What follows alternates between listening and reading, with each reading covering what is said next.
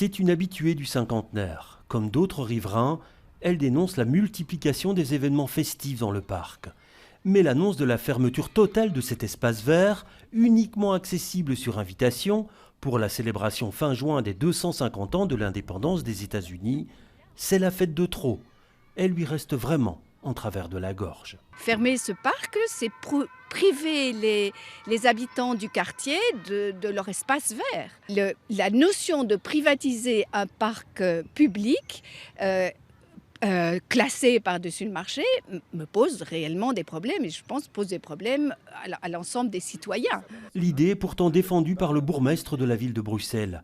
Il l'a confirmé hier au conseil communal. Celle-ci, pour des raisons de sécurité, sera une fête fermée, c'est-à-dire que ce seront uniquement les personnes invitées qui pourront y assister. Je vous avoue que c'est une demande que nous soutenons, parce qu'elle est compliquée à sécuriser, vu le contexte international. Ça fait partie aussi de notre rôle de sécuriser au maximum ce genre d'événement. Une célébration programmée le dimanche 28 juin.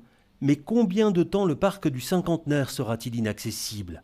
Pour le bourgmestre d'Etterbeek, cette privatisation sera la plus courte possible. Les services de sécurité nous indiquent qu'évidemment, au moment le plus intense des événements, il y aura un concert, il y aura sans doute un drink dans les musées, il y aura des activités, des animations, un village famille.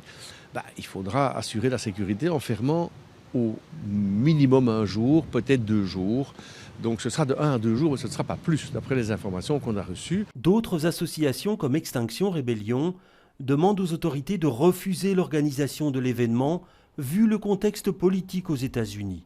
Une proposition irrecevable pour Philippe Claus. C'est d'abord l'anniversaire d'un pays et, ça a été dit, pas l'anniversaire d'une personnalité politique qui est ici célébrée. Vendredi, une réunion entre tous les intervenants concernés par la sécurité de l'événement est programmée. Elle devrait permettre d'en fixer les modalités.